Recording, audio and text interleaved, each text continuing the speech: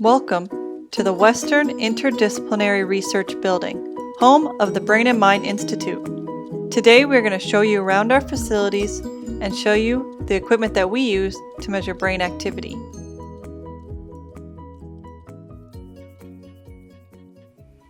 Hello everyone, my name is Chantel and I am the EEG and Sleep Lab Coordinator here at the Brain and Mind Institute. Today, with the help of some members of the Music and Neuroscience Lab, we are going to demonstrate some of the equipment that we use to measure the brain. I hope you enjoy this video.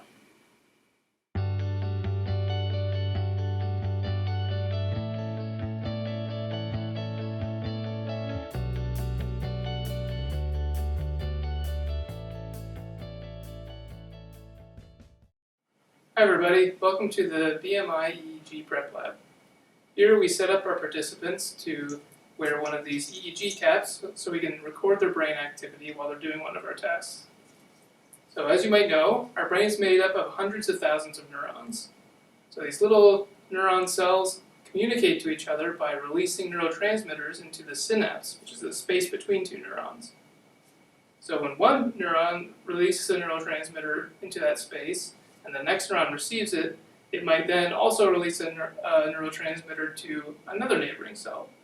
So when a bunch of these neurons kind of fire together, or release neurotransmitters together, it releases an electrochemical signal in the brain.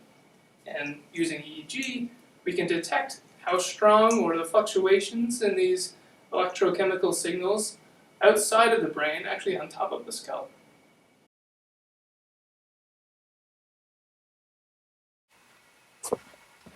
So here's where we would normally test one of our participants for EEG. So we have our quick cap all soaked and ready. And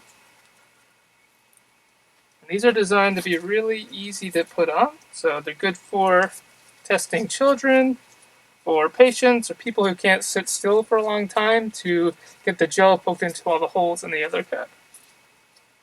So here, we just squeeze it or stretch it over the head. And make sure that all the electrodes are sitting nice and between all the hair. Make sure all the electrodes on the face are actually touching where they're supposed to be.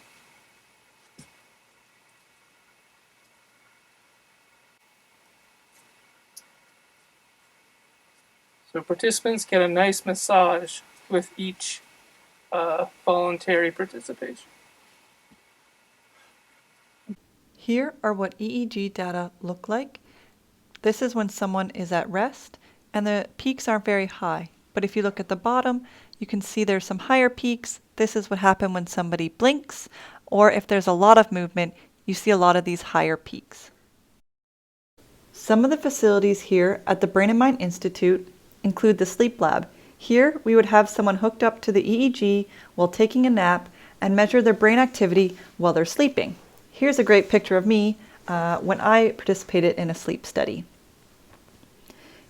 We also have sound booths where we can control the different stimulus that a participant receives.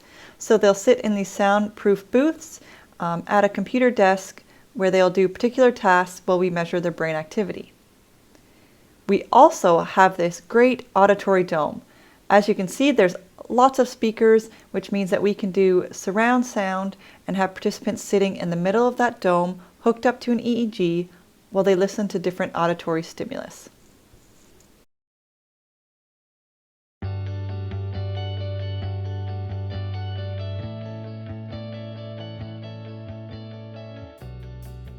Hey guys, I'm Syed. I'm a master's student in the Grand Lab, and I work with a technique that's called transcranial magnetic stimulation, or TMS.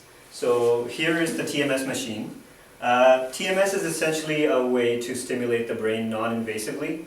So when you're trying to stimulate the brain, traditionally you would use microelectrodes that you can insert into, for example, animals' brains while they're sort of held in place, or sometimes even people's brains. So when people are undergoing brain surgery and you have to open up their brain for some other reason, you can stick in electrodes. But most of the time, this is not easy to do on humans. So the best way to stimulate the brain is non-invasively. And how do you do that? Well, how TMS accomplishes this is through magnetic stimulation.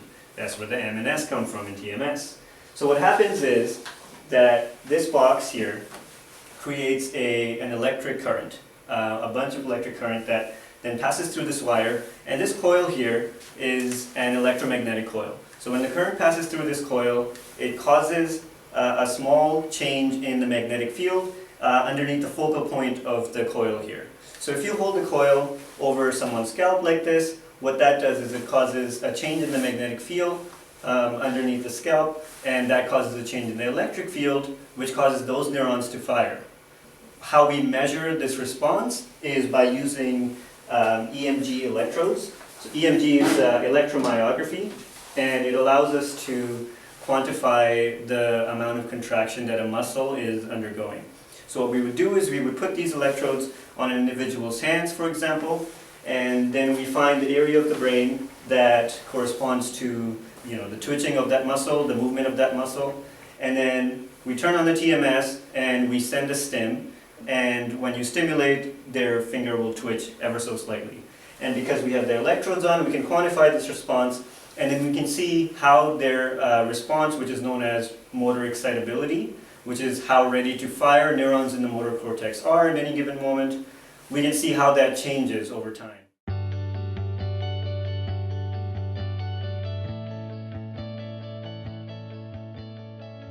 Behind me, I have a device known as the Functional Near Infrared Spectroscopy, which is quite the mouthful, so for short, we just call it the FNIR system. And what this device does is it uses light to measure brain activity. So, one might wonder, how does light help us measure what's going on in the brain? Well, there's this protein called hemoglobin, which carries oxygen to different organs and tissues, such as the brain. And so the hemoglobin is what makes our blood cells red. So when hemoglobin is carrying oxygen, it absorbs much more light than the hemoglobin that doesn't have oxygen. So when we take, for example, this cap, we place it on a participant, we take these probes. Some of these probes actually emit light into the brain or into the cortical tissue. And then the other ones, which are blue, are detectors, and it detects how much light comes back. So if there's a lot of neural activity going on, then the light that gets emitted is going to be absorbed by all that oxygenated red blood cells, and not a whole lot of light is going to come back.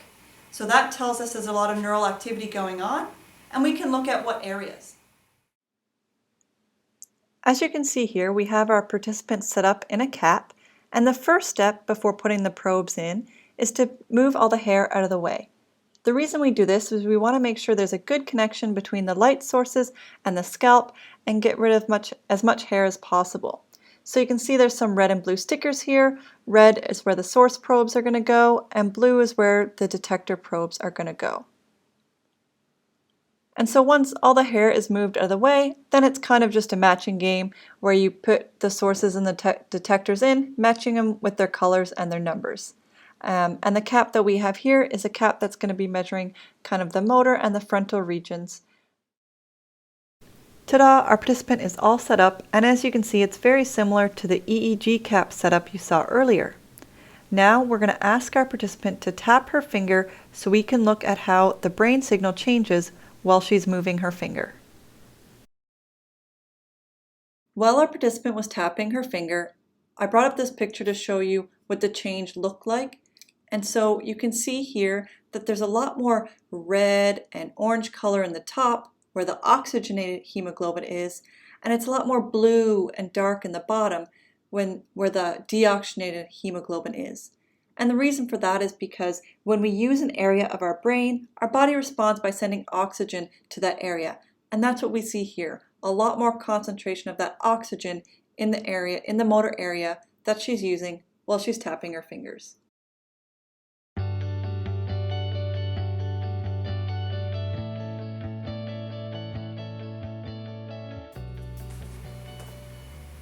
Hi everybody, I have another piece of equipment here that I want to show you. So this is our simulation scanner. So another way that we can look at the brain is by taking pictures using an fMRI. And so what an fMRI does is use magnets to take really clear, crisp pictures of the brain. So when we have children that we want to take fMRIs, we bring them in here first so they can practice what it's like. Because what happens is you get put on this nice comfy table here, and you get put into this small space. So sometimes kids, even adults, can be nervous when being put in such a small place. And so we want to make sure we give them some practice and get them really comfortable before going into a scanner. So what would happen is we would have the children come in, we'd explain how a scanner works, how they need to sit on this table, that they can't wear any metal or have any coins or toys in their pockets, because it is one giant magnet, and so we shouldn't have anything metal. That's not going to be good for our image. We're not going to get a nice clean image. Another really important thing if you want a nice clean image is that you're going to have to be very still. So this is a way that they can practice going in and out, being kind of as still as possible. So what happens is the participant's going to lie on the table and their head goes here where there's a nice cushion, and they're going to be put into the scanner. So you press a button and the table just slides on in.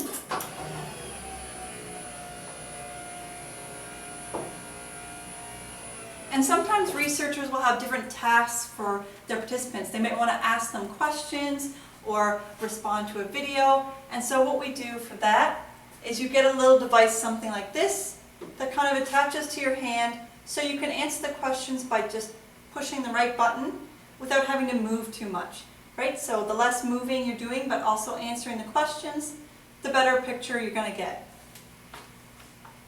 Another thing with the fMRI is they can be noisy. So once the magnets actually start going, they can be quite noisy. So we have a little fan option here, so we can just kind of give the participants idea of, okay, you're in this small space, and this is kind of what it's going to sound like.